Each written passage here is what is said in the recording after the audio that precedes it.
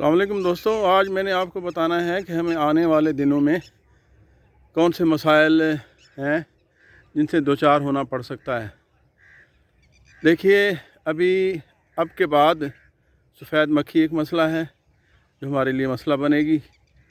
اس کے بعد گلابی سنڈی ہے، وہ ہمارے لیے مسئلہ بنے گی۔ پھر ایک اور پیسٹ ہے، آپ حیران ہوں گے، وہ اس کا بھی نام آ رہا ہے ملی بگ۔ اور اس کے علاوہ جو کلائمیٹ ہے، جو بارشیں ہیں، ان کے مسائل بھی ان کا ہم نے سامنا کرنا ہے۔ اس سے مطلب یہ نہیں ہے کہ گھبرانا ہے ہم نے، بلکہ ان کے ساتھ عقل مندی سے ہم نے فائٹ کرنی ہے۔ سفید مکھی، اس کی طرف آتے ہیں۔ فکر مت کیجئے، بہت حد تک کنٹرول ہو گئی ہے۔ اس کی کالونیز کو جو ایگریکلچر ڈپارٹمنٹ ہے، اس نے ان کی جو کالونیز تھیں ان کو مینیج کر لیا ہے، بہت حد تک مینیج کر لیا ہے۔ پھر بھی مسئلہ ہوگا، لیکن اس کے لیے وری ہونا جو نہیں ہونا ہے۔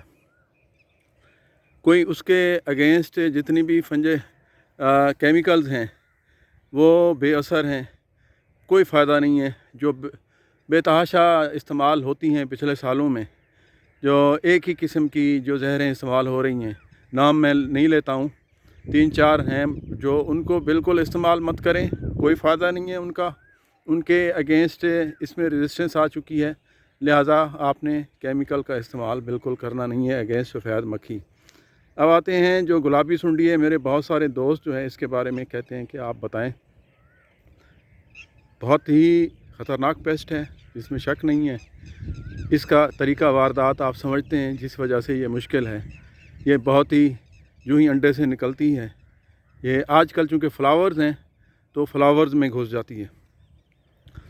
بہت ہی ایفیکٹو اس کے مینجمنٹ کے طریقے ہیں، لیکن کچھ اس میں اویلیبل ہیں، کچھ نہیں ہیں۔ مثلاً جو پی بی روپس ہیں، بہت زبردست کنٹرول ہے، مگر افسوس یہ ہے کہ اس کو ہم اچھے طریقے سے مینیج نہیں کر سکے۔ یہ ہمارے فارمر تک اس کی رسائی نہیں ہے۔ ایک اور طریقہ ہے، وہ تو اور بھی کمپلیکیٹڈ ہے، میل سٹیرائل ٹیکنیک۔ اس میں جو میل جو پروانہ ہے اس کو سٹیرائل کیا جاتا ہے، جس سے وہ میٹنگ کے قابل نہیں ہوتا۔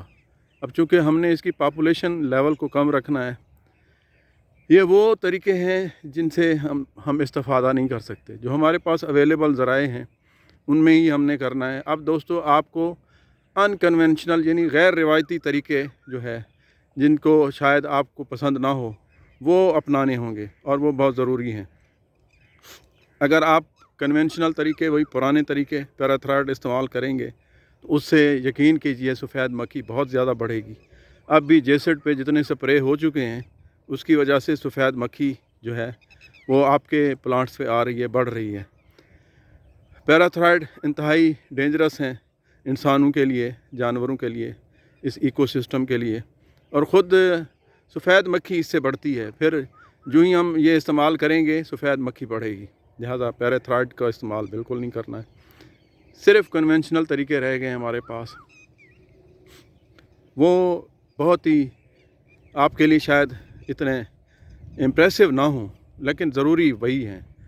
آپ نے فزیکلی خود ہی فیلڈ میں جا کے جیسے کریں، مینیج کریں، لیبر کریں، بچوں کو ہائر کریں، ان کو پیسے دیں کہ بھی آپ نے ہمارے فیلڈ میں جو مدھانی نما جو بھی فلاورز ہیں، ابھی چونکہ مدھانی نما فلاورز مطلب پھول ہیں جن میں یہ ہو سکتی ہے، ابھی اتنی ہے نہیں، لیکن پھر بھی احتیاطاً ان کو آپ نے یعنی خود ہی جا کے ہاتھوں سے جا کے توڑنا ہے۔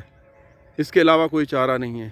ایک پلانٹ کو دیکھا جا سکتا ہے، کیوں نہیں دیکھا جا سکتا؟ چاہے 20 ایکڑ بھی ہو، چاہے 50 ایکڑ بھی ہوں، اس میں گھوم پھر کے دیکھا جا سکتا ہے۔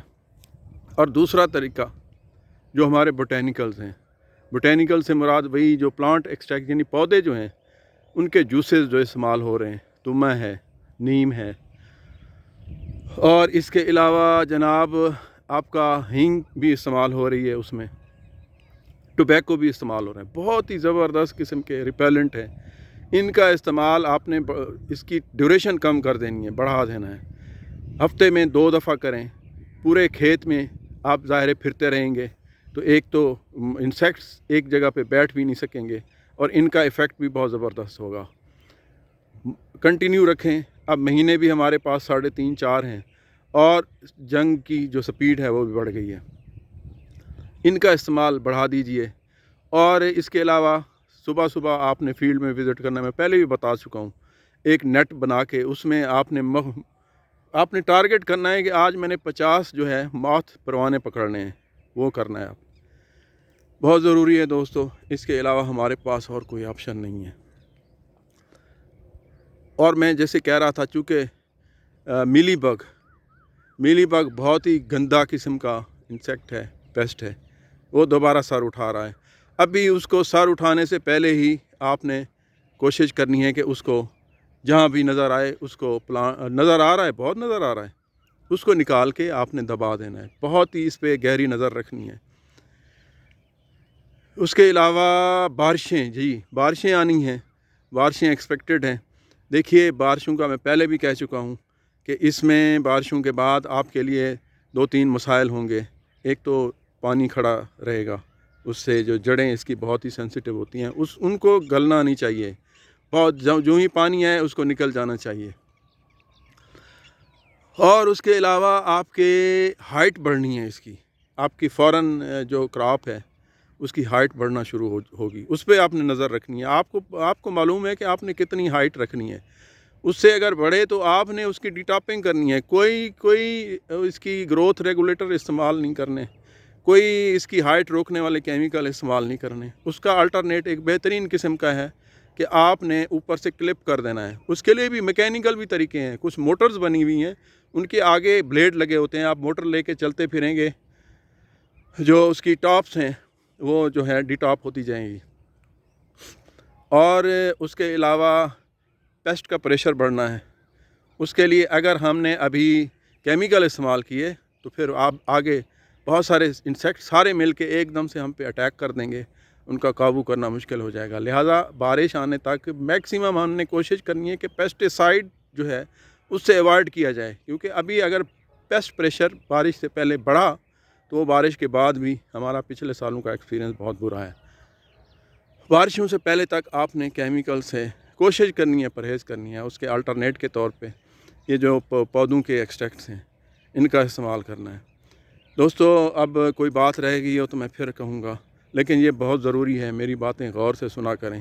یہ وہ ایکسپیرینسز ہیں جو میں فیلڈ میں جو ہے میں نے حاصل کیے ہیں، اور میں چاہتا ہوں آپ لوگ ان سے فائدہ اٹھائیں۔ تو شکریہ دوستوں میری بات کو غور سے سننے کا۔ انشاءاللہ پھر میں آپ کی خدمت میں حاضر ہوں گا۔ مجھے دعاؤں میں ضرور یاد رکھیے گا۔ خدا حافظ۔ اللہ آپ کو امین ناصر ہو۔